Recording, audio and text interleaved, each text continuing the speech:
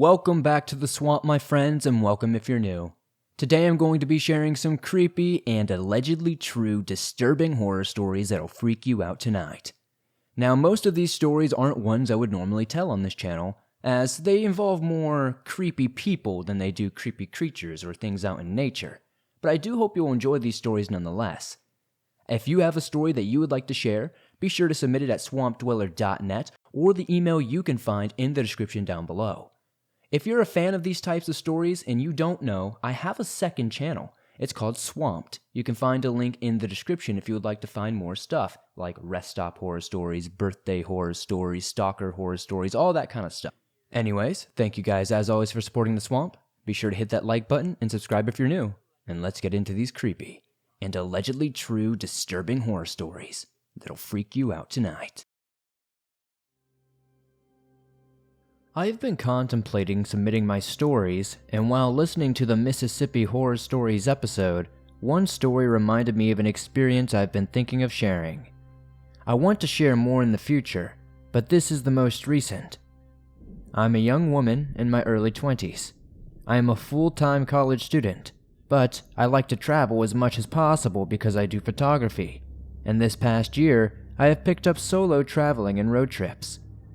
I live in North Carolina, and as I was driving on the way back from visiting Atlanta, Georgia, I have been making this trip since my childhood because my family is from around that area, and since traveling alone, I have done this quite a few times. I'm very comfortable making this trip.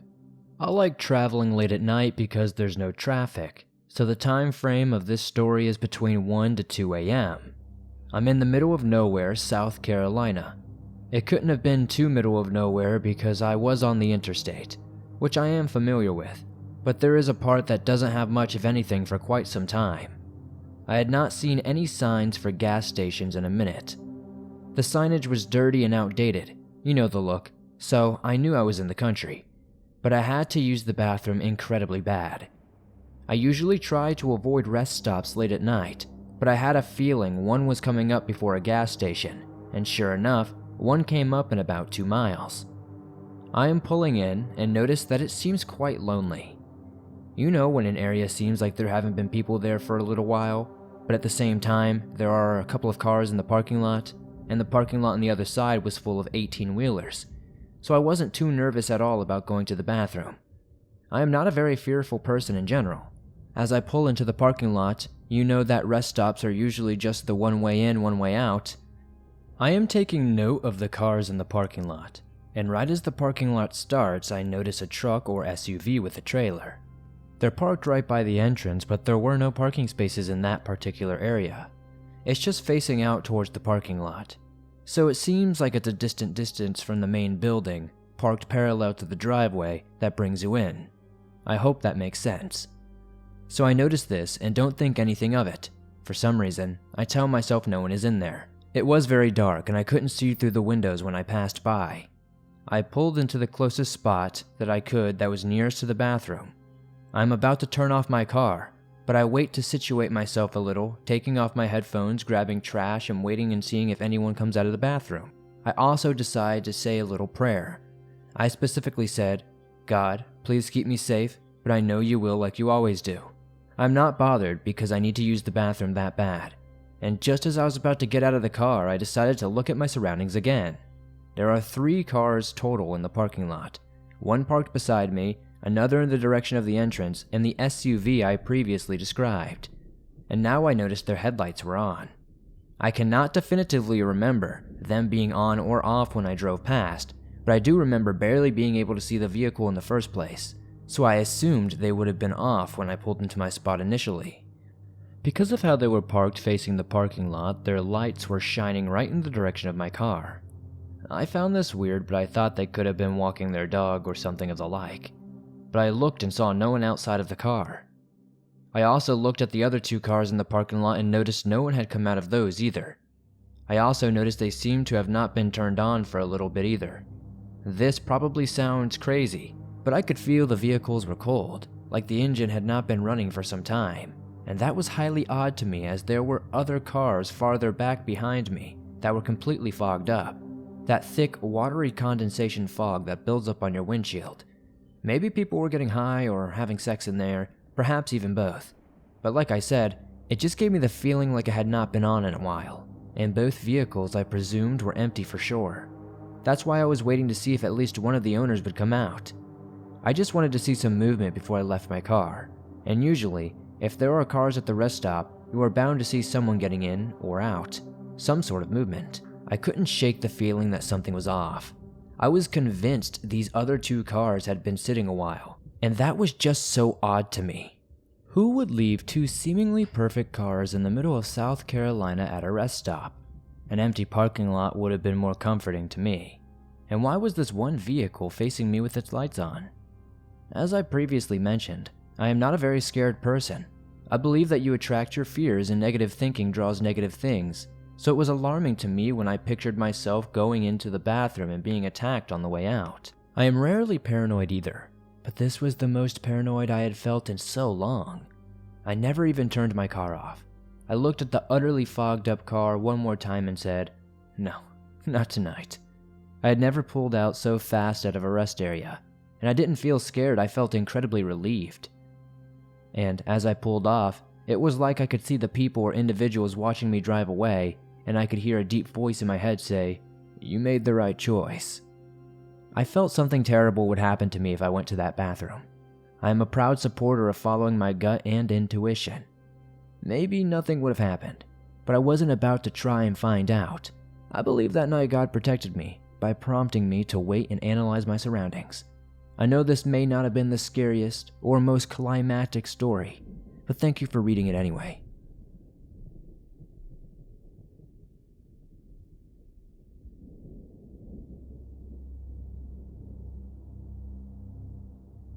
I am in the Navy, stationed in California, but I drive home to Texas for leave to be with my family. This story happened in June of 2021. I was going back to California after leaving. I had been driving for 9 or 10 hours and the sun had just about set when I made it to Arizona. I had to go to the bathroom, so I pulled into a rest stop. Now, when I initially pulled in, there were only 2 other cars. I quickly run in and do my business. I got back in my car and I started my trip back up. I only had a couple of more hours to go, so I decided to push through when I noticed a car speeding up and they got behind me. The more I looked at this car, the more I realized that this was the car I parked next to at that rest stop. So I get in the next lane and let them pass me. So they do and disappear into the night. At first I think nothing of it. Maybe it was just coincidence. About 30 minutes later, I saw a car pulled off the side of the road with its hazards on. As I passed the car, I noticed an elderly couple standing next to it. So being the nice guy I am, I turn around at the next overpass to see if they need any help, thinking they have a flat or something like that. As I finished changing the tire, I noticed a car pull behind me. I noticed one man in his mid-30s get out and start walking up to me. He asked if he could help, but I had already finished by then. But then I recognized the car. Again, the same one from the rest stop. At this point, the couple was already pulling away, and that's when the driver started to try and block me from getting into my car by asking if I would take some payment for helping them. He kept saying I was excellent for stopping, but I noticed another guy trying to sneak around my car. So I pushed the guy away from me and immediately jumped in my car and sped off. When I started to drive, it felt like I had hit some sort of speed bump, so I slightly freaked out thinking I had hit one of the men.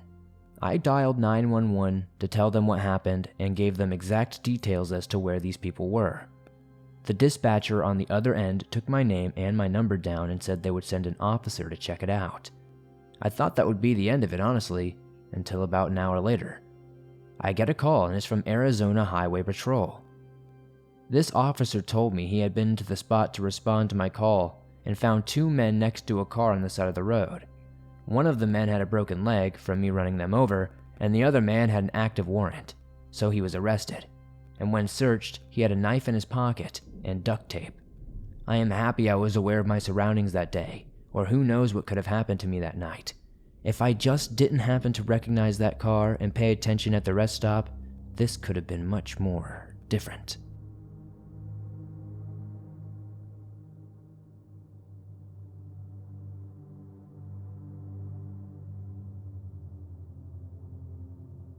Earlier tonight, I was on my way through Mississippi on Interstate 55. I pulled over at a rest stop I've been to a million times just outside of Memphis, Tennessee, to use the restroom, and I ended up having something terrifying happen to me. This was around 11:30, so the rest stop mainly was dead aside from truckers pulled into spots sleeping. I've stopped at this one many times because it's well lit and has security, which anyone familiar with Memphis knows is a blessing. Now, I'm a rather big guy. I'm 6'1", 180 pounds, yada yada. So I know I'm not usually intimidated by places like this, but tonight was different. I walked into the bathroom, and things seemed normal, but the accessible stall at the end was closed, which I didn't think much of anything at the time. However, after walking up to the urinal, I started feeling a weird thing in my gut. I don't even know how to experience this feeling. It's like when it's dark outside and you can't decide if it's a tree or just something else, you know? I brush it off and unzip and get my business done, so I can get back on the road. As I'm standing there, I begin to hear footsteps moving. That sinking feeling turned into alarm bells almost immediately as I hear the stall door unlock, and someone starts absolutely hauling ass toward me. Now, this isn't a long bathroom, so I panic. I turn on my heels and start trying to book it for the door as I hear something behind me running. I didn't stop or turn my head to look at anything. I just ran. I made it to my car, but I didn't see anyone come out of the bathroom. I cranked my car and just got the hell out of there and got back on the road. Not much else happened on that trip. This may not sound like much, but it was one of the few times I felt a deep urge to get out of there. Why would somebody randomly bust out of a stall and haul ass toward me? I don't know. What were their plans? I really don't know.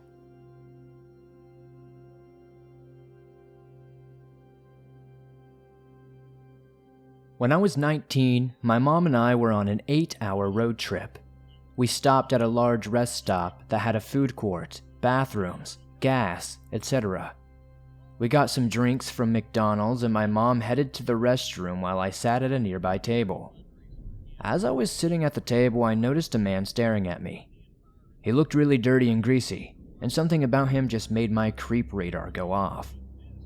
I decided to adjust the drinks on the table, hoping to bring attention to the fact that there were multiple drinks there, so he knew I was not alone.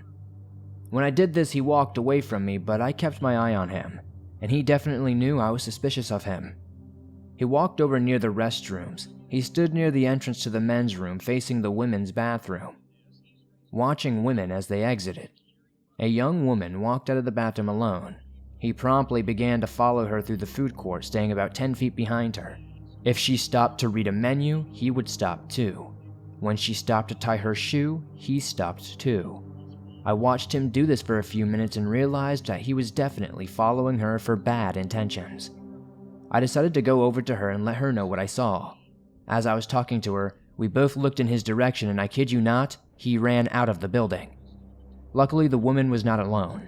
Her husband and son were in the bathroom. But it was such a scary thing to witness, knowing that his intentions probably were very bad. And who knows what would have happened if I did not go over there and notice what was going on.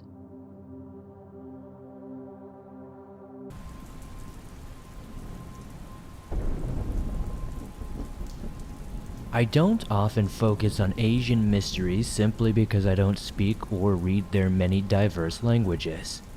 I often get suggested a lot of interesting, lesser-known puzzles from the region, and recently got sent a link to a news article about a murder case in New Delhi, India. This was no average murder case though. This case seemingly involved a love triangle, jealousy, and cover-up. The way the victim was killed intrigued me and caught my eye.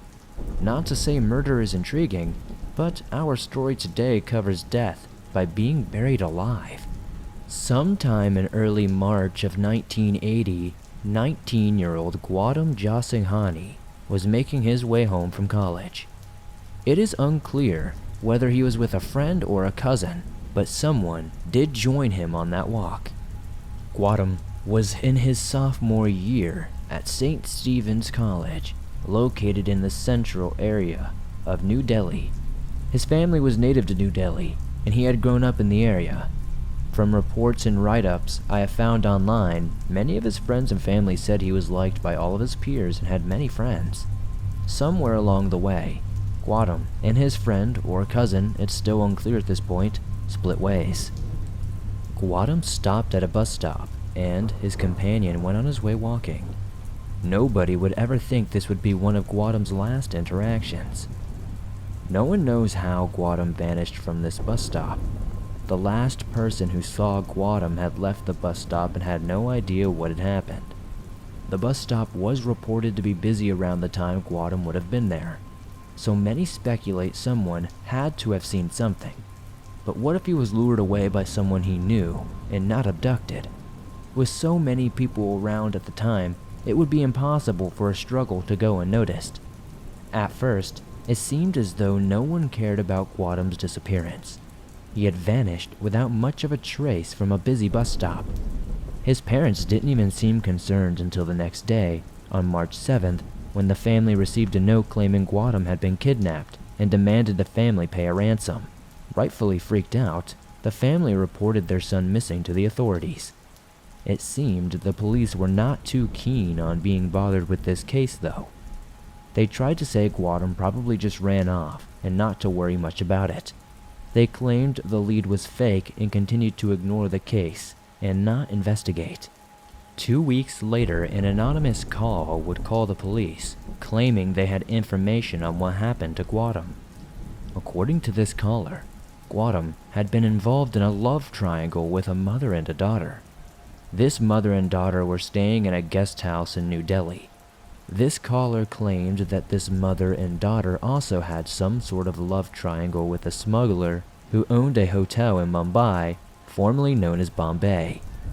The caller said Gautam was dead and had been murdered.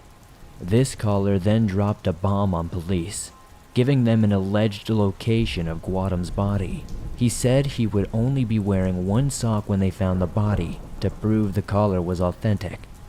The caller then hung up and was never traced or heard from again. From what I could find, sources conflict a bit on what happened after this information came in.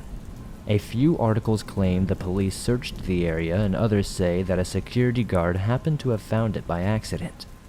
What can be said for sure, though, is that Gautam's body was found on March 28, 1980, roughly a mile or so away from the location given by the anonymous caller. Here's where this gets even more interesting. Gautam's body was found with his feet sticking out of a shallow grave with a sock on only one foot. The details of his death are genuinely shocking. When the autopsy was conducted, mud was lodged in his throat, nose, and ears. It was ruled that Gautam was buried alive and died of suffocation. His arms were tied behind his back, leaving him unable to escape. He had a broken chest bone and many broken ribs, suggesting that he had been beaten before thrown into his grave, still breathing. The sad fact that his feet were sticking out told us he likely had tried to drag himself out but ultimately failed. The post-mortem report suggested he was probably dead up to 2 weeks before being discovered. In the same time period, the New Delhi police told the family he likely was just a runaway. Gautam's father would offer a 15,000 rupee reward. For those unaware, a rupee is equivalent to $1 or £1 in India. Not in currency exchange, it's just their dollar, basically. The New Delhi police would claim to interview well over 200 people of interest within Delhi and the surrounding states. Despite these efforts, though, nothing of worth would seemingly ever come up. No leads or information seemed to be out there. Aside from the police stating they think jealousy could be the motive for the killing, at this point, it looks like no suspects have been named publicly. Of course, when a high-profile case is handled with such negligence, the police would face wide criticism. Many student organizations and even members of the Indian Parliament criticized the New Delhi police for not taking immediate action when presented with Gautam's disappearance. They were also targeted for not following up on leads related to this murder. This was a prime example showing a pattern of Delhi murder cases remaining unsolved because of negligence. Many think the police were paid off to ignore these murders, and others believe the police didn't care.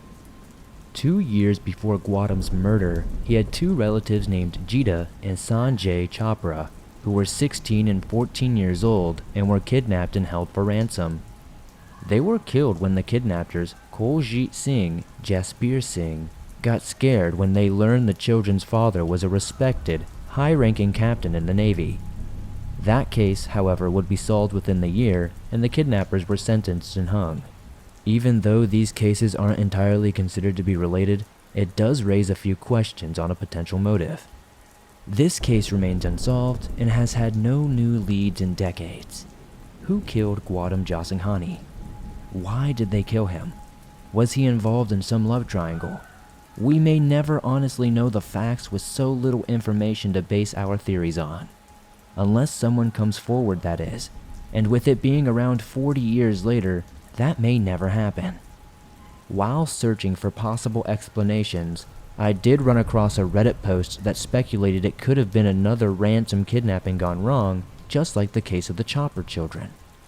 But I am leaning more toward the potential possibility of jealousy though, simply because the only other information we have outside of the details of Gautam's death is that he was allegedly a part of some sort of love triangle. But I must admit, being the son of a high-ranking Navy captain probably meant he would be a part of a wealthier family for the area potentially. Who called the police with the information? Will this case ever be solved? Maybe we will never know. This has proven to be one of the more complex cases I have researched. Unfortunately, I struggled to find reliable resources that had archived information on this case. It was a reasonably famous case in the area at the time, but since it was well over 40 years ago, most of that is lost to the local libraries or time. The articles I did find were in various languages and did take a lot of translating, but I hope you enjoyed this nonetheless.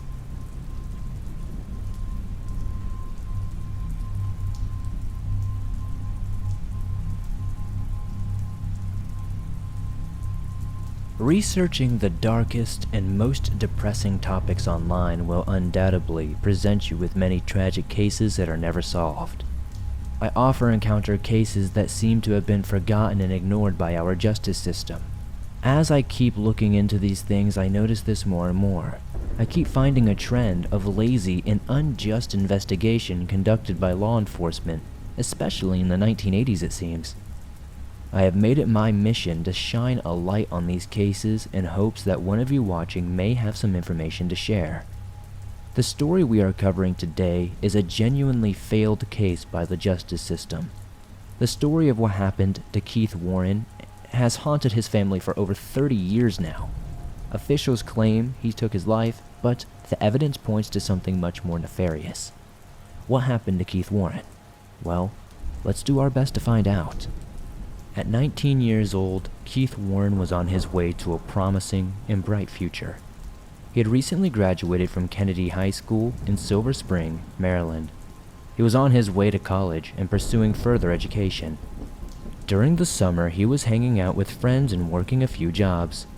Keith worked at Glenmont Chrysler and Belle Pre Shell. I am unsure for how long he worked there or what his schedule looked like. Before I go any further, I want to stop and say that most of this information I have on this case came directly from Mary Warren, Keith's mother herself. Mary has been running and maintaining a website dedicated to her son's unjust death for over 30 years. She has made it her mission to not only put the facts of this case, but point out the prejudice and negligence of the local police force. You can check out additional information, evidence, and documentation, and even donate to the investigation at the KeithWarrenJusticeSite.com, which is currently maintained by the family. Keith was well-liked and a personable person who made friends very quickly. Safe to say this would be a double-edged sword. Keith had made friends with some undesirable people over the summer, some of which may have been involved in drugs and crime. Now that we are more acquainted with the background of the situation, let's dive into this story. Keith received a phone call on Tuesday, July 29, 1986, and then left home to hang out with some friends. Keith never came home. The next day, Keith's mother, Mary Warren, called the Montgomery County Police and notified them that Keith was a potential missing person. Mary was told that until 48 hours had passed, they could not go look for him unless he had an extreme medical condition. He was an adult after all. 2 days after Keith Warren hadn't returned home after hanging out with friends, paramedics from the nearby fire and rescue station got a call from a girl who claimed someone had committed suicide in the basement of their house. The house in question is 14655 Tynewick Drive, not too far from Keith's home. Rescue personnel arrived at the scene and were met by 3 people: Chip Wynn, the house owner, Claudia Lawson, Chip's girlfriend, and an unidentified male. I could not find much more about that third person. Officials had been informed that Claudia had been the one who called in the report. When officials asked to see the basement, they were suddenly told the body was in the woods. When officials asked the group to join them in the woods, they declined and sent Claudia. Claudia had never given a reason why she had called, saying the suicide was in the basement. This screams a red flag for me, significantly since Claudia would yet again change the storytelling. She had stumbled upon Keith's body while walking her dog in the woods. The paramedic on the scene, Dallas Lipp, noted that this scene did not look like a suicide. Montgomery police officer Luther Leverett from the Wheaton Glenmont police station responded to the scene and took over. According to Mary Warren, this officer seemed to know who Keith was and who Chip Wynn was. She admittedly claims the officer, Luther Leverett, did not follow the proper police procedure and did not secure the scene and close off the area to preserve evidence. According to multiple bystanders, the police officer seemed to be in a rush and was very unprofessional. Officer Leverett said, "Why would this have to happen on my lunch break? This is highly concerning to me. I couldn't imagine an officer of the law reacting this way to a suspected suicide." According to the reports, Officer Leverett immediately ruled the death a suicide. Over the radio, he told the county coroner not even to bother coming and to mark the end as a suicide. In the reports, Leverett notes Keith had, and I quote, apparently jumped off of a log. The paramedic who arrived on the scene stated there was no log or anything else for Keith to jump off in the area. Officer Leverett removed the body from the tree, had Keith's body sent to Collins Funeral Home, and immediately embalmed the body. This is, of course, not the proper procedure. It wasn't until 7 hours later that Keith's family was notified about his death. Now, think about this for a moment. They had processed the entire scene, sent the body to a funeral home, skipped a trip to the morgue, and never told the family their loved one had been killed, let alone committed suicide. This is absolutely unacceptable on every level. Officer Leverett was given Mary Warren's work number and offered a phone to call her, but they declined and said to have her call him when she got home. What sense does that make? After receiving a call from her neighbor telling her to call Officer Leverett, she was distraught and couldn't tell Mary what was wrong. Upon finding out the news, Mary screamed and was told that Officer Leverett was out on another call and would not be available for at least 2 hours. Again, what sense does it make that we have to wait for a specific cop to get information about a situation involving your child? Roughly 2 hours later, Leverett showed up at Mary's work and questioned her about Keith. Mary had mentioned he had been missing for 2 days, and that's when he dropped the bombshell on her. He told her that Keith had committed suicide and asked why he would have done such a thing. The following few statements are from Mary herself. I wanted to include her exact words to truly express how deceitful this investigation was to her son's death. I asked if the officer had found him. Officer Leverett responded that yes, he had been found, and he had committed suicide. He questioned me why Keith would have committed suicide, preying upon the innate pain and guilt that any mother would feel upon receiving such a message. I cooperated with him the best I could while agonizing over this revelation. At the time, I trusted Officer Leverett. Even though I could not think of any reason why my son would take his own life, I tried to think of any recent disagreements between my son and me. The only thing that came to mind was my strong objection to Keith's choice of car. Officer Leverett later exaggerated my statement and used it to substantiate his creation of a reason. It was Officer Leverett's idea that Keith had become depressed over this and committed suicide. Although Keith had no history of drugs, I asked Officer Leverett several times whether drugs were involved. Given that the area of Aspen Hills where he lived had reported drug activity amongst teenagers, he emphatically replied no. Upon his departure an hour later, Officer Leverett handed me a business card from Collins Funeral Home in Silver Spring and told me to contact them after 9 a.m. the next day. At first, Mary said she believed the narrative that Keith took his own life was true. She had yet to realize or to be educated on the details of the case. As far as she knew, Keith was found and sent to a morgue. When she learned this and found many discrepancies too numerous to ignore, she had concluded that this was no suicide, and others agree with her. After Mary met with Officer Leverett, she called her brother and had him go to the funeral home ASAP and identify the body. For whatever reason, he was denied entry multiple times and told to come back the next day. After a full 24 hours, they finally let them very briefly see the body of Keith Warren. And to put a cherry on top, Mary was even sued later for not paying for the services even though she had not ordered them to embalm her son's body. At every step, the officials were making this as hard as possible for the Warren family, and for no seemingly good reason. When Mary requested her son's clothing, she was told they were destroyed because the amount of body decomposition had deteriorated the clothes, which makes no sense to anyone with a brain cell. Bodies do not decompose that badly in 2 days in those circumstances. Now, it might be more believable if this were in a swampy area or something along those lines, but it wasn't. Mary also refuted this. She even works in pathology for a living. She also requested the rope and eventually was given a brown bag containing the string and Keith's signature brown boots. A few days after Keith's body was found, the Montgomery police chopped down the tree. They claim to have done so to collect further evidence, but nothing has seemingly come from it. Police treated this case as a suicide from the very beginning and called it an open and shut case. I firmly believe this is not the case, and Mary Warren agrees. There are so many unanswered questions here. Why was protocol not followed? Why was the family not contacted until 7 hours later?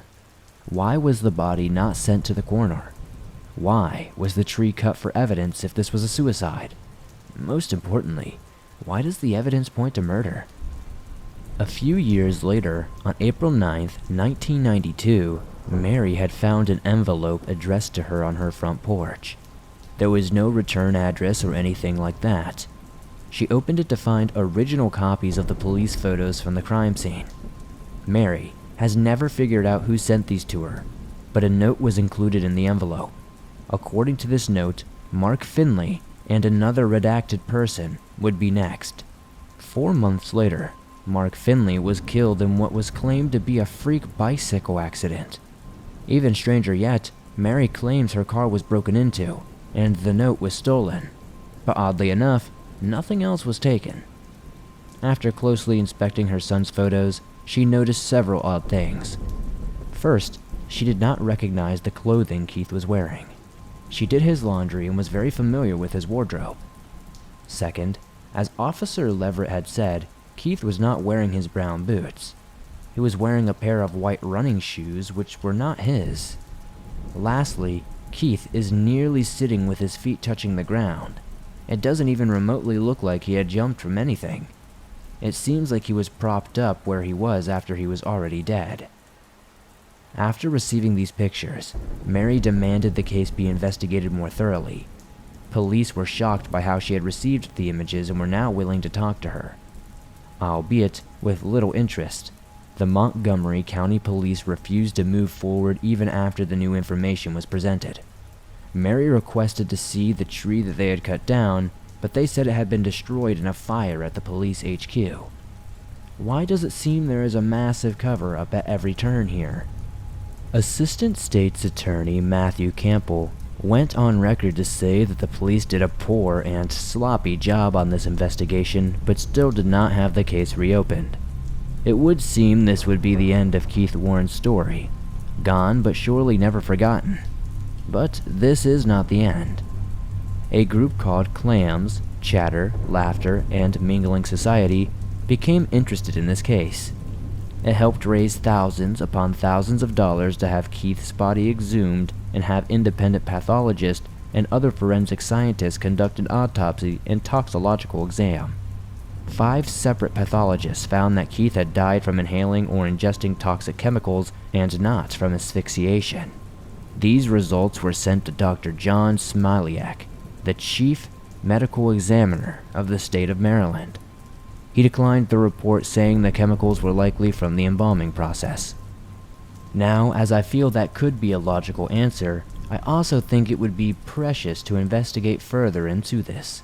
According to Keith's mother, some of the chemicals found in Keith's body are not the type used for embalming, and the toxins found were much more lethal than the embalming fluid. Whether Keith took these toxins on his own accord or not is to be proven, but sadly, the official ruling of the death remains suicide by hanging. Keith and his story has been featured on one of my personal favorite shows and inspirations, Unsolved Mysteries. This stirred up many tips, but one was more interesting than the rest. An unknown female from Alabama called in and claimed to have dressed Keith's body. She didn't explain why Keith was undressed, but she did say she dressed him in somebody else's clothing. This tip confirmed for Mary Warren that her son was dead before he was strung up in that tree. This case is truly one of the most tragic I have ever covered.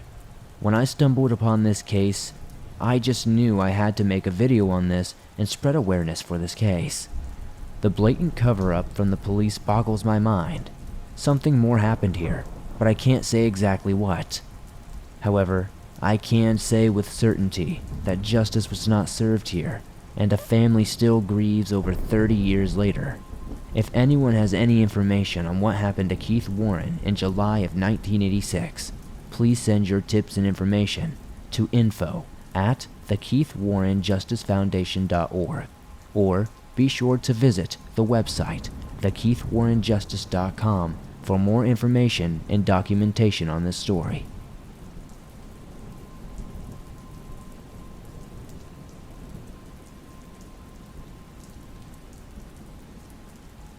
How many of you work as a waitress or a waiter? How many of you work in the service industry in general? I know many of you have encountered some creep or danger at work. It is an unfortunate reality we all must accept and prepare for, that not everyone on this earth has good intentions for us. Of course, I cover cases from all over the globe, but recently I have found many unsolved cold cases from Florida, where I am from, that are tragically not being worked on. It is my hope that I can hopefully shed some light on these issues, and hopefully somebody listening will have something to help further this case. Fort Lauderdale, Florida is a large city about 25 miles north of Miami. I'm sure you have all heard of the Florida Man memes. Well, Broward County, where Fort Lauderdale is located, is where nearly all of those stories come from. With more than 6.2 million residents, there is no lack of crime and mystery. Traveling back to the late 1960s, 1969 to be exact, we find ourselves in a much smaller and quiet Fort Lauderdale area. Life was hustling and bustling as the area prepared for a boom in growth. Among the people living in the area at the time was 21-year-old cocktail waitress Carmen Marie Halleck. Carmen, as stated already, was a cocktail waitress for a local restaurant. She was born and raised in Fort Lauderdale, and honestly, outside of this, I have not been able to find much or learn much about who Carmen was in life. This is rather unfortunate, as I usually like to let you all get to know the victim a bit before we cover their tragic demise. On December 18th, 1969, Carmen placed a call to her sister-in-law and informed her of an apparent appointment she had with a male teacher from a local junior college that night. For those unaware, a junior college is just another term for a vocational or trade-type school. Carmen was excited and mentioned that this teacher was also an undercover government agent. This alleged meeting was an interview of sorts for a potential job opportunity. Carmen was excited about this prospect as it would include international travel and a high salary. She mentioned that she bought a nice pair of black patent leather pumps and was planning on wearing the new shoes to the meeting. She was also thought to be wearing a black cocktail dress. After this phone call, no one has ever seen or heard from Carmen Marie Halleck again. Understandably concerned, Carmen's sister-in-law grew worried when she was not able to get in contact with her. She had been trying for days and days, and when Christmas rolled around, she decided enough was enough and went to check in on Carmen at her apartment. After arriving, she checked Carmen's apartment and found no sign of her. She also noticed that she could not see Carmen's car keys, driver's license, or vehicle registration.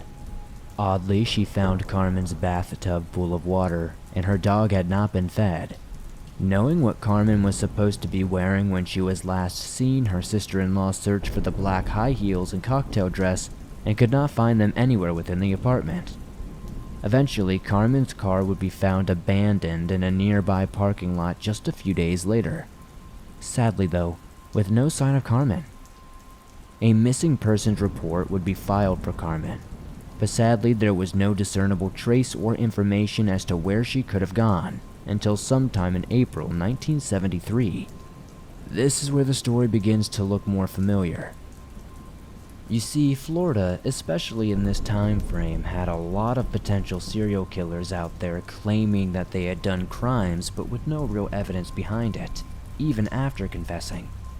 This one has a lot more evidence behind it, but somehow, this case remains unsolved. In April 1973, a little over 4 years after her strange disappearance, 2 gold-filled teeth and a shamrock pin were discovered in possession of a man named Gerard Schaefer Jr. Gerard, a former police officer and now a known serial killer of women, the teeth and pin found in Schaefer's home would be confirmed as belonging to Carmen Halleck. Schaefer was a real piece of work.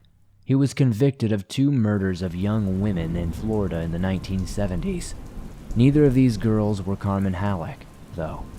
He is also suspected of killing numerous others since officials found the belongings of other missing girls in his possession. I will touch on some of these other victims toward the end of this. Carmen's remains have never been found, which is why she is still listed as missing but likely deceased. The authorities in Florida reopened Carmen's case in 1995 in hopes of connecting Schaefer to the crimes. A monkey wrench would come in the form of an inmate named Vincent Rivera who killed Schaefer in prison in 1995. Rivera has since been convicted of the murder.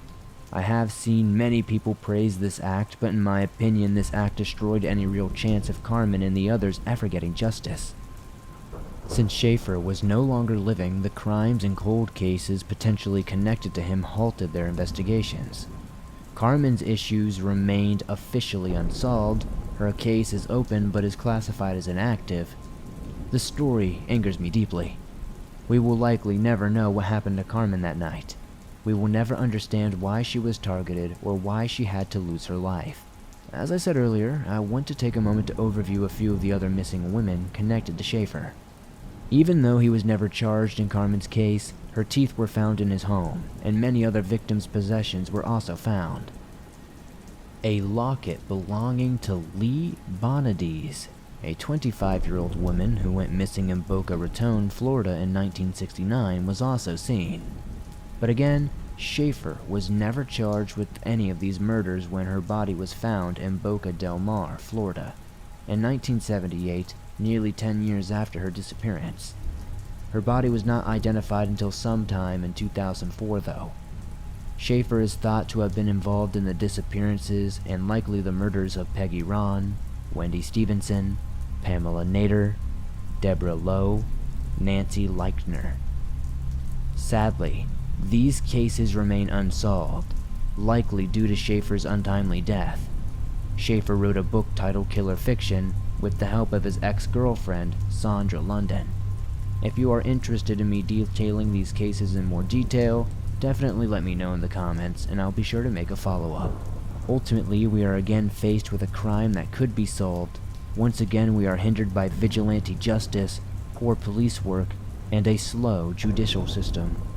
Carmen Marie Halleck did not deserve to live such a short life. If you have any information that may kickstart this case again, please submit any information.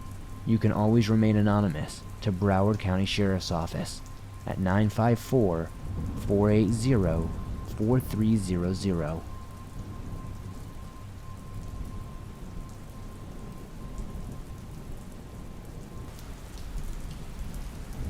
Generally, we have fog in my country, but it is scarce to have very thick fog.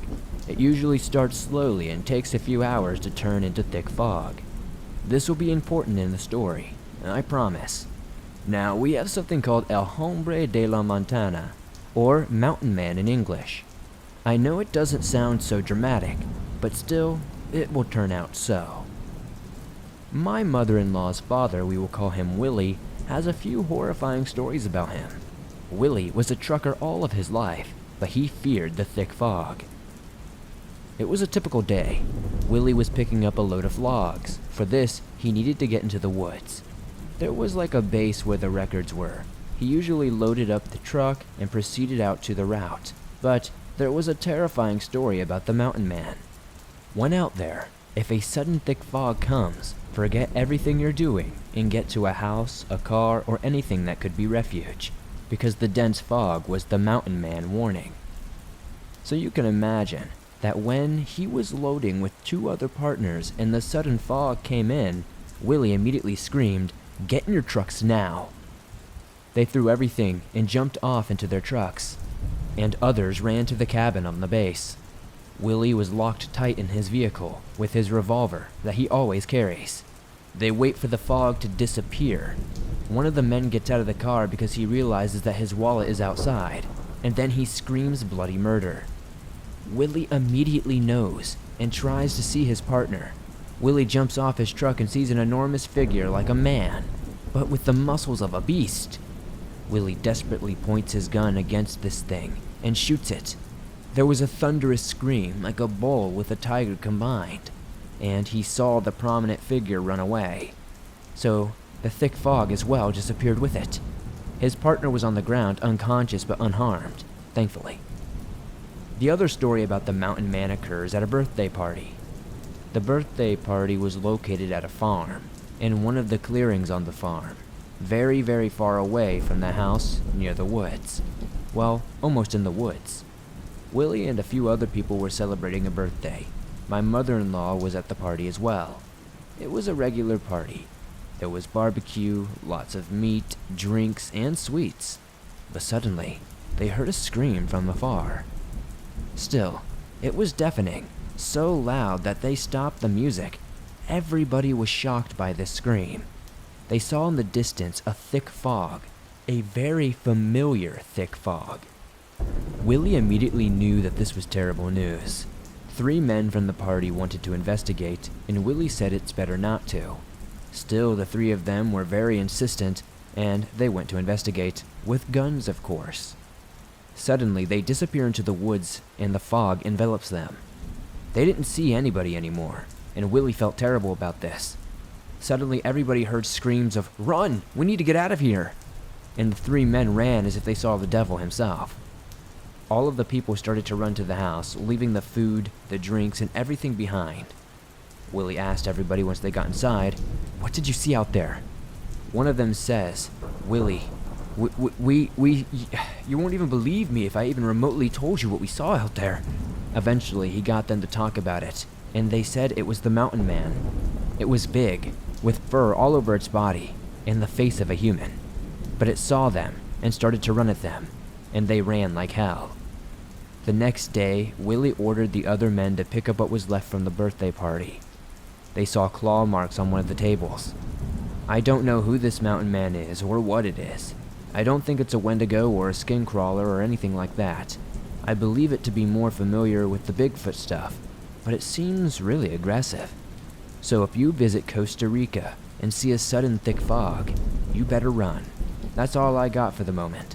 If I remember something else, I will share it with you in the future.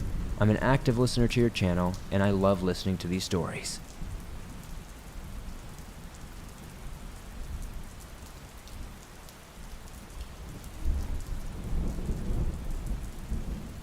Hi, my name is Lindsay. I'm a 19-year-old female living in Pennsylvania with my parents and two of my sisters. We live in a pretty rural area, and there isn't much that goes on out here. However, I listen to your scary stories every morning at work, and I always wish that I had a scary story of my own to share. Well, tonight, I got my frightening tale. To preface the story a bit, me and my older sister have only been hiking one time before this experience, so we're by no means pros. However, we always bring some items for safety, such as pocket knives, flashlights, and a medical kit. For this story, I will not use my sisters' names for their anonymity. Instead, we'll call my older sister Maria and my younger sister Felicia. So today is Felicia's birthday, and she's never been hiking before.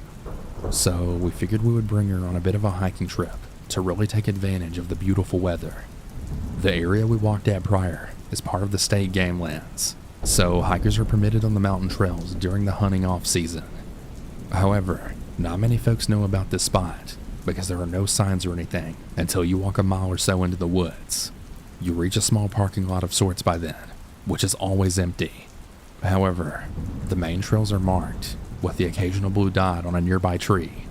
If not for these spray paint dots to keep the path, you might not even know it's a trail because of how little use these paths see. It's probably not the best first hiking spot for a couple of newbies like us, but it's super close to us, and it makes for a quiet hike with lots of scenery. So we decided to hike that trail once again because we were somewhat familiar with it. We were decently excited and ready to have a nice relaxing hike through the mountain and hopefully get some cool pictures. We started walking from our house to the bottom of the hill where we would begin our trek. On our way there, we told Felicia about the trail and how beautiful it was. Maria then expresses concern that there could be animals nearby because many humans don't generally frequent the area. I figured there would be animals. Of course, it is the woods after all. I never imagined anything like what I'm about to describe in this story. Finally, after walking for about 15 minutes, we reached the parking lot. Maria leads the way, with me in the middle, and Felicia following closely behind. The first couple of steps onto the trail require you to walk up a small but steep hill. Maria crested the hill before Felicia and me, and as she did, we heard a pretty loud rustling noise off to our left. I naturally chalked the noise up to some birds, or maybe a squirrel messing around in a tree. But then Maria suddenly stops in her tracks, causing Felicia and I to pause briefly. Just as I was about to ask about the problem, Maria calmly said, "Turn around, guys." Felicia and I looked at her confused, not understanding what she meant. Finally, I had started asking why, and she probably said the scariest thing I had ever heard. "There's something over there. Run." That sentence was a lot scarier for me than for Felicia, because we know Maria very well, and she doesn't scare easily. So to hear the apparent panic in her voice as she ordered us to run away from something neither Felicia nor I saw was terrifying. Maria and Felicia immediately started sprinting back down the small hill as I was still standing in my place. I quickly looked behind me, but I saw nothing. I did hear something though. I was still baffled because I hadn't seen anything, and Maria never said what she saw. I ran over to Maria and Felicia, who was waiting for me just before the entrance to the parking lot. I think part of the reason that I hesitated running away was that I thought Maria might be exaggerating a little. I should have just known by the look on her face that she wasn't messing around. I had a miniature hatchet multi-tool as well as a pocket knife on my belt, and you better believe I had them at the ready. Of course, I had no idea what I was expecting, but I knew that whatever might run out of the woods behind us would get a face full of stainless steel. When I reached my sisters, I asked Maria what we were running from. She told us to keep moving, as she constantly looked back at the trail we had just come from. She even told us to jog because it was following us, and we did. After maybe flying a quarter mile, Maria finally told us what we were running from. She said she looked in the direction of the noise we all heard, and what she saw was a gray figure hunched over, about 10 feet off the trail. She described it as being at least the same height of Felicia, who's around 5'6". She said it looked bipedal, but she didn't stick around long enough to take in every detail about the figure. However, she did note that it looked as if it was shuffling towards us. I believe that's what made her get us out of there so fast, and she must have feared that we were being chased. Now, I've never believed in monsters or cryptids or anything, but Maria said she honestly has no idea what that thing was. We don't have any animal in Pennsylvania that matches that description, at least as far as I know. I know that black bears sometimes stand on their hind legs, but they're not gray, and it didn't sound big enough to be a bear. The only other thing it might have been was a human, but why would someone hear us distressed and not call out to let us know that they are there and not a threat, unless the person was not there as a friendly hiker? It was possibly a person living on the mountain, maybe someone doing drugs and afraid they'd get busted. I don't know. That seems to be the only logical explanation, but I'm not entirely convinced it was a person. Of course, I don't believe in Bigfoot or anything, but who knows? By the time we were almost home, Maria had told us that she used to go to the bus stop with 2 of the neighbor kids years ago. She said that they would always talk about a mystery animal that they would see walking around in the woods near their house, close to the state game lands. At first she didn't believe them, because she had never seen such a thing. But one time, when the neighbor's kid grandmother was with them at the bus stop, Mariah asked about this mystery animal. The grandmother has always been a religious person, and didn't seem the type of person to believe in something like her grandkids had explained. But to Maria's surprise, the grandmother said she had also witnessed the mystery animal lurking around. Our house is just across the lawn from where our neighbors claimed to spot this unknown creature. I'm not sure if these two experiences are related. Besides, those were years ago. But could the figure Maria encountered in the woods tonight be that mystery animal? Maybe it was a human or an animal. Who really knows for sure? But what I do know is I don't think we'll be hiking on the state game lands anytime soon.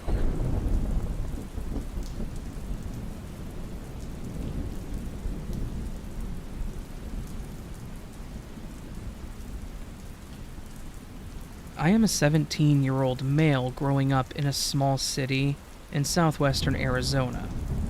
The city of about 50,000 has little to nothing to do. My childhood was playing outside. My early teens was mostly just staying inside playing games. And now, I smoke weed, drive around the city with friends looking for trouble. I guess you can say I'm rebelling, but I see it as living my best life in this sorry-ass town. Now that you've got some background, here's the story.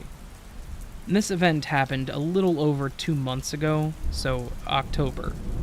It was me, my girlfriend A, my 2 best friends L and J, and their girlfriends T and M.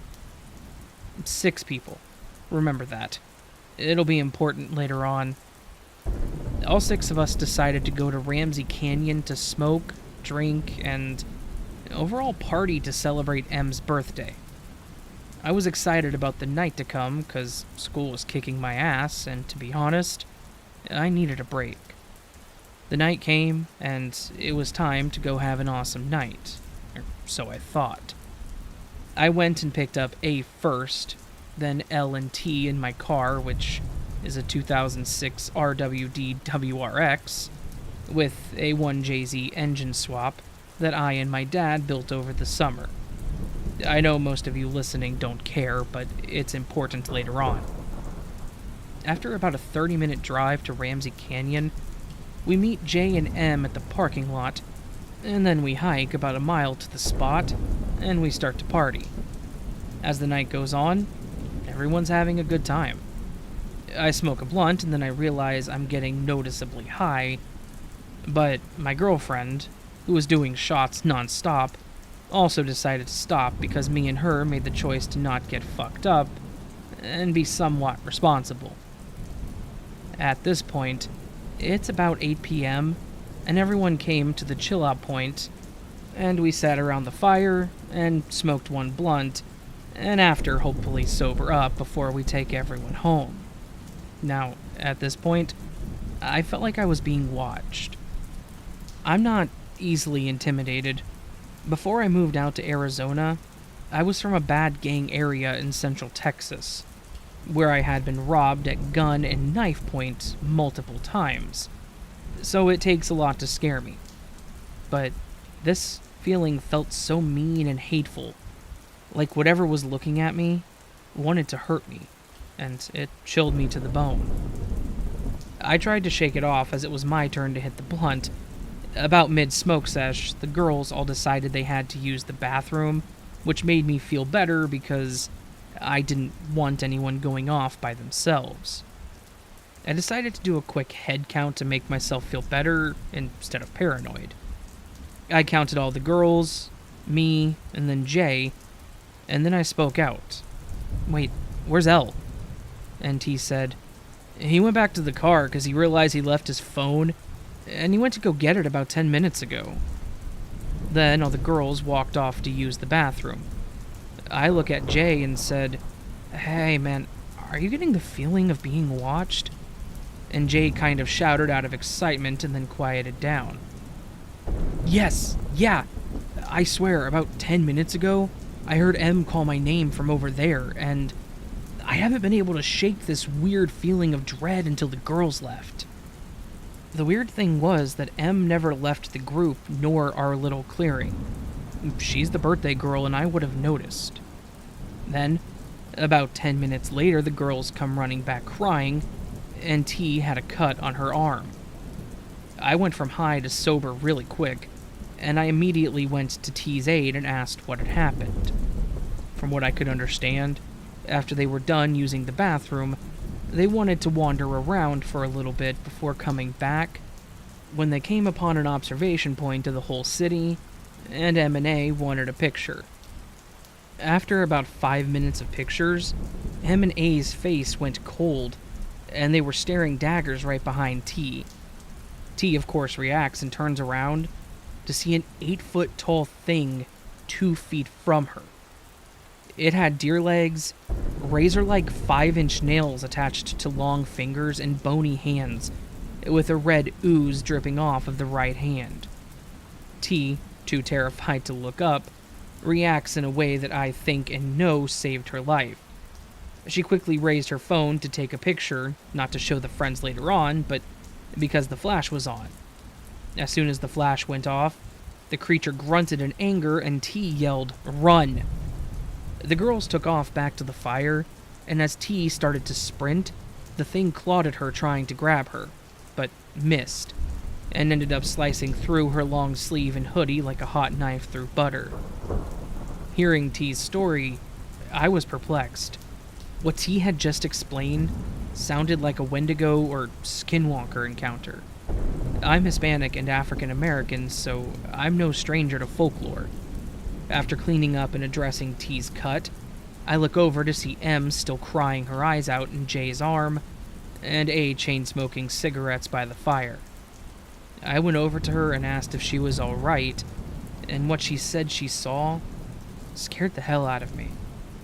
She said the face was the worst part. It had a deer skull with about 10-point antlers, with red eyes and eyes that looked like she was looking straight into hell.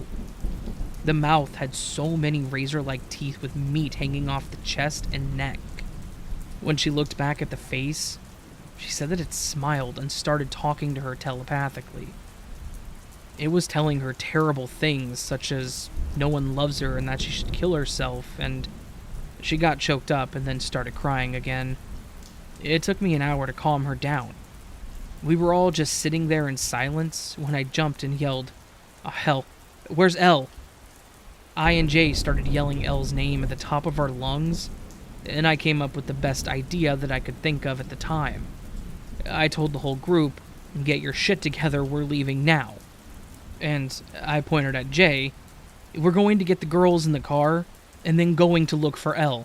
Got it?" He said got it, and we packed all of our stuff and made it to the cars in record time. We made sure the girls were okay in my car, so if they needed, they could get out of there quickly. I and Jay then ran into the forest looking for our dear friend Elle. Jay had my knife that I always carried, and I had my grandfather's M1911 ACP-45 with hollow points, just in case we saw some mountain lions up here where we were. I'm no stranger to guns, so I kept it in my waistline and told myself that I'll only take it out if I need it. After about 30 minutes of searching, me and Jay stopped to take a quick breather. About a minute in, I heard leaves crunching under heavy footsteps. I reacted quickly, and within a fifth of a second I drew my weapon and pointed it in the direction of the sound, and then pulled the hammer back, ready to defend me and Jay. It was L. I lowered my weapon and rushed over to him, hugging him, thanking God he was okay. Then, I slapped him, and I started cursing him out and yelled, "Where the hell have you been?" Jay said, "Hey, calm down, man. Look at him. He looks like he saw a ghost." I looked at him, and yeah, he looked like hell. L said that when he was walking back to the car, he had gotten lost and took a second to see if he could hear us and make his way back. As he strained his ears, he heard his name being called in a deep, demonic, raspy voice. He looked over and saw the exact same thing the girls did. He didn't waste any time and took off in a random direction. Now, L is a big guy. He could very well play football as a lineman and get a D1 scholarship without even trying. He said as he was running, the monster was maybe 10 to 20 feet behind him, saying in the same voice, L, come here. L, come here. Eventually, L came across a cave thing that dipped down into a valley, so he jumped in, praying to God the creature would run by him. The thing stopped right above him, trying to smell for him, he'd assumed, but luckily he was near the river, so the sound of the water masked his breathing and scent. The creature scuffed in anger and ran off. L said he was going to wait for about 20 minutes to make sure it was really gone and not just waiting him out, and he ended up passing out from exhaustion and the adrenaline starting to stop pumping into his blood. He woke up to us breathing heavily near him.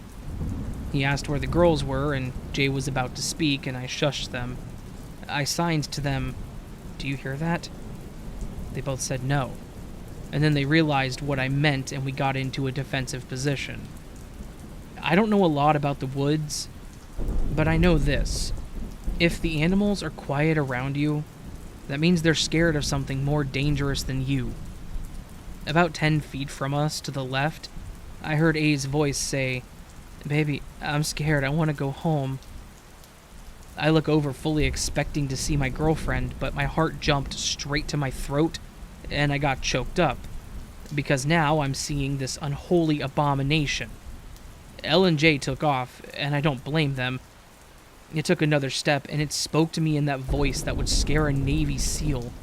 It said, "You're going to die here," with a little bit of giddiness in its voice. It took another step and smiled. I straightened up and put on the best face of, "If you want to kill me, you're going to have a hell of a fight." And the smile of the creature got whipped off. I pulled the pistol out and pointed it right at the thing, and then I heard a growl come from it. I started saying a prayer in Latin that I learned that my grandfather had taught me if I was ever in danger. As I finished up the prayer, "Observe Patrem Defendant Amen," then I fired all 8 rounds into the creature. 3 hit it in the head, and the rest landed center mass. It roared in pain and anger, and I ran. And then I heard the creature following me. I did that 30-minute hike in 10. As soon as I came hauling ass down the trail, L and J hopped in Jay's car and floored it down the mountain. I jumped into the car, and as I looked back, I saw that thing running after me. At this point, the girls are crying for me to go, and that's what I did. I started the car, I threw it in second gear, and I launched the car down after J and L. The speed limit was 25, and I was doing 50 to 60. I was drifting corners, and not taking any chances slowing down. As soon as I hit the straightaway, I put the pedal to the metal, easily passing J and L doing 100 miles per hour, and not slowing down until I hit the SR-92. Then I was doing 5 over the speed limit. I saw a McDonald's, so I stopped so I could throw up that evening of junk food. I got back in the car and A asked if I was okay.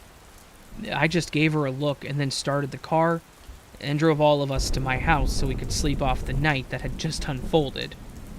J and M slept on the couch, L and T slept in the guest bedroom, and A went to my room.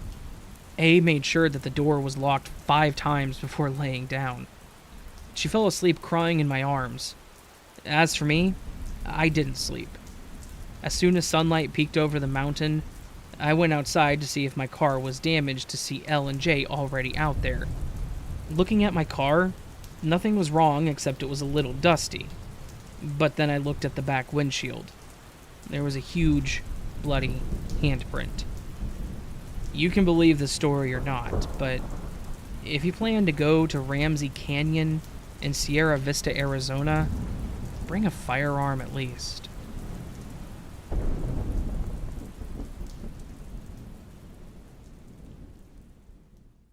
Thanks for listening to these creepy and allegedly true disturbing horror stories sent in by viewers just like you. As always, if you have a story that you would like to share in a future episode, be sure to submit your story at swampdweller.net or the email you can find in the description down below. I would be honored to share your story with everyone here in the swamp. I am always looking for brand new stories to share here in the swamp. If you enjoyed these stories, please be sure to hit that like button as it helps me out a ton. The more likes this episode gets, the more YouTube promotes it, and that's incredibly helpful for the swamp growing. If you're listening to this on Apple Podcast or Spotify, be sure to give us a 5-star rating over there as it truly helps me grow on those platforms, and it's very, very much appreciated. If you're on the go but don't have YouTube Premium and would like to download and listen to your favorite Swamp Dweller scary stories, no matter where you are, you can download them absolutely free from Apple Podcast, Spotify, Stitcher Radio, and pretty much anywhere else you find your favorite podcast online. If you would like to support the swamp outside of that, maybe check out the merch store. I got t-shirts and hoodies, and I'd love to see you guys wearing some cool swamp threads. Outside of that, be sure to join me on Instagram, Facebook, and Twitter to keep up with me, and I'll see you all soon with another creepy episode.